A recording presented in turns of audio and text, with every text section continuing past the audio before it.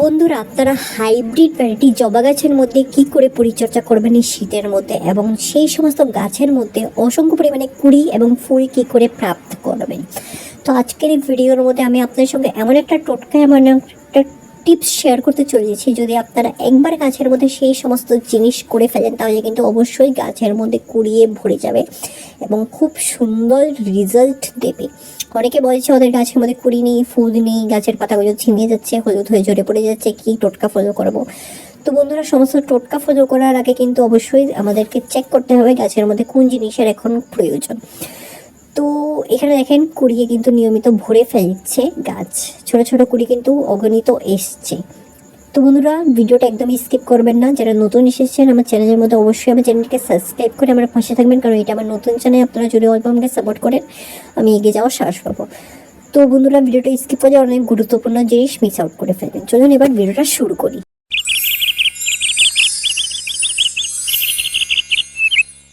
নমস্কার বন্ধুরা, কেমন আছেন সবাই? মিকি মিনিস গার্ডেন্সের মধ্যে আপনাদের সকলকে স্বাগত জানাচ্ছি। বন্ধুরা, আজকের এই ভিডিওর মধ্যে আমি আপনাদেরকে শেয়ার করব যে হাইব্রিড ভ্যারাইটি জবা গাছের সঠিক পরিচর্যা কি এই শীতের মধ্যে।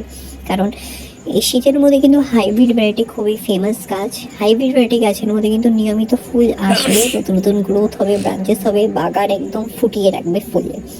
তো এখানে দেখতেই পাচ্ছেন আমার গাছের মধ্যে কিন্তু নিয়মিত ফুলের কুড়ি কিন্তু একদম ভরে গেছে। এতই কুড়ি এসেছে, সেইগুলোকে কিন্তু আমি গুণে শেষ করতে পারবো না। আমি কিন্তু নিয়মিত সপ্তাহে একবার করে অথবা 15 দিনে 10 দিনে একবার করে কিন্তু একটা খাবার প্রয়োগ করি। আর এক খাবারই কিন্তু আমি বারবার প্রয়োগ করি না। তো বিভিন্ন খাবার আছে, বিভিন্ন খাবারে কিন্তু গাছের মধ্যে প্রয়োগ করতে হবে যখনই গাছের যেটা প্রয়োজন পড়বে। যেহেতু গাছের মধ্যে potassium, phosphorus, calcium, nutrition, magnesium, sulphur, সেই সমস্ত জিনিসের প্রয়োজন। একসঙ্গে সমস্ত জিনিস প্রয়োগ করে গাছ কোনো খাবারই নিতে পারবে না এবং গাছ উল্টো শুকিয়ে যাবে। তো এখানে দেখেন পাতাও কিন্তু সুস্থ, এবং পাতা থেকেই কিন্তু গাছ খাওয়ার নেই। পাতা যদি সুস্থ থাকে, অবশ্যই গাছের মধ্যে কুড়ি আসবে, ফুল আসবে। আর নিয়মিত কিন্তু স্প্রেটা অবশ্যই করবেন। মর্নিংয়ে কিন্তু, সকালে কিন্তু অবশ্যই স্প্রে গাছের মধ্যে করবেন। আর যখনই এরকম হলুদ পাতা বা পাতা পোকামাকড়ে খেয়ে গেছে, সেগুলো পাতাগুলোকে কিন্তু গাছ থেকে তুলে নেবেন। সেই সমস্ত পাতাগুলোকে কিন্তু গাছের মধ্যে রাখবেন না। তো এখানে দেখেন যে সমস্ত পাতা হলুদ হয়ে গেছে, সেই সমস্ত পাতাগুলোকে তুলে নিচ্ছি। আর অনেকে বলে যে হলুদ পাতাগুলোকে কিন্তু আমরা সবুজ করতে পারবো না। বন্ধুরা, যখনই একটা পাতা হলুদ হয়ে যাবে, সেটাকে আপনারা সবুজ করতে পারবেন না। তো এরকম কোনো ভিডিও আপনারা দেখবেন না যে সমস্ত ভিডিওর মধ্যে দেখা যে হলুদ পাতাও সবুজ হয়ে যাবে। একদমই নয়, এটা সম্ভব নয়। কারণ এই পাতার মেয়াদ শেষ হয়ে গেছে। তো তা নিয়ে টেনশন করার দরকার নেই। গাছটা অল্প স্ট্রেস ফ্রি হবে, তার পরবর্তীতে নতুন নতুন কিন্তু গাছের মধ্যে পাতা আসবে। আর হিবিস্কাস এবং জবা গাছ কিন্তু একটা 12 মাসিক ফুলের গাছ। হয়তো কিছু কিছু সিজনে সেই সমস্ত গাছের মধ্যে ফুল কম আসে, কারণ সেই সমস্ত সিজন কিন্তু কিছু কিছু গাছের জন্য ডরমেন্সি সিজন থাকে। আর কিছু কিছু গাছের মধ্যে কিন্তু 12 মাসে ফুল আসে, সেই সমস্ত গাছের মধ্যে কোনো ডরমেন্সি থাকে না। আর পাতাকে সবুজ রাখার জন্য অবশ্যই পাতার মধ্যে নিয়মিত আপনার একটা স্প্রে করবেন। সেটা হলো নিম পাতা সিদ্ধ করা জলে স্প্রে করবেন, অথবা পেঁয়াজের খোসা। পেঁয়াজের খোসাগুলোকে 1 লিটার জলের মধ্যে ভালো করে চিবিয়ে একদিনের জন্য সেই জলটাকে ভালো করে ডাইলিউট করে গাছের পাতা ও তার ডালের মধ্যে স্প্রে করে দেবেন। তার পরবর্তীতে কিন্তু গাছের মধ্যে এরকম কুড়িয়ে বুস্ট করবে এবং নতুন নতুন ডাল বেরোবে, পাতাও বের হতেই থাকবে আনলিমিটেড। আর গাছটা দেখেন খুবই উঁচু গাছ।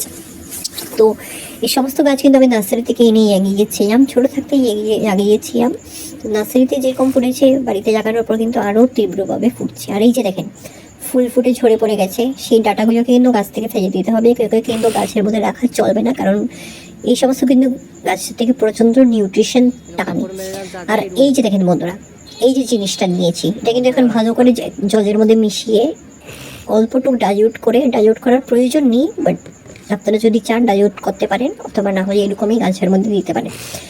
যে জিনিসটা দিয়েছি এটা হলো শুকনো অ্যালোভেরার খোসা। ভালো করে আমি রোদের মধ্যে শুকিয়ে এগুলোকে দিচ্ছি, কারণ অ্যালোভেরা একটা ইমিউনিটি বুস্টার ফার্টিলাইজার, গাছের মধ্যে বুস্ট করে ফ্লাওয়ারিং, ফ্রুটিং করাতে। খুব ভালো আপনারা রেজাল্ট পাবেন এটা যদি নিয়মিত আপনারা সপ্তাহের মধ্যে একদিন অন্তত গাছের মধ্যে দিয়ে দেন। স্প্রেও করতে পারেন, খুব ভালো। তো চলুন বন্ধুরা, যদি আপনাদের আমার ভিডিওগুলো ভালো লেগে থাকে, তাহলে অবশ্যই আপনারা আপনাদের প্রিয় গার্ডেনিং ফ্রেন্ডসের সঙ্গে আমার ভিডিওটা শেয়ার করবেন। আর অবশ্যই আমার চ্যানেলকে সাবস্ক্রাইব করে পাশে থাকবেন। আর যে লিকুইড খাওয়াটা ব্যবহার করেছি আজকে, এটা কিন্তু নিয়মিত আপনারা শুকনো হওয়ার পরে কিন্তু ব্যবহার করবেন। যখন মাটিটা প্রচণ্ড ভিজে থাকবে তখন কিন্তু কোনো খাবার বা অথবা গাছের মধ্যে জল দেবেন না, কারণ জলের কারণেও কিন্তু গাছের পাতাগুলো মানে হলুদ হয়ে যায়, শুকিয়ে যায়, তো বিভিন্ন সমস্যা দেখা যায়। শীতের মধ্যে কিন্তু কম করে জল দিতে হয়, যখনই আপনারা মাটিটা উপর থেকে শুকনো দেখবেন তখনই জল প্রয়োগ করবেন। তো চলুন বন্ধুরা, পরবর্তী একটা নতুন ভিডিও নিয়ে আবার আপনাদের সঙ্গে একটা নতুন টিপস অ্যান্ড টিক্স নিয়ে এরকম ঘরোয়া টোটকা নিয়ে খুব শিগগিরই আসবো। সবাই ভালো থাকবেন, সুস্থ থাকবেন। পরবর্তী একটা নতুন ভিডিওটা আবার দেখা হচ্ছে। ধন্যবাদ।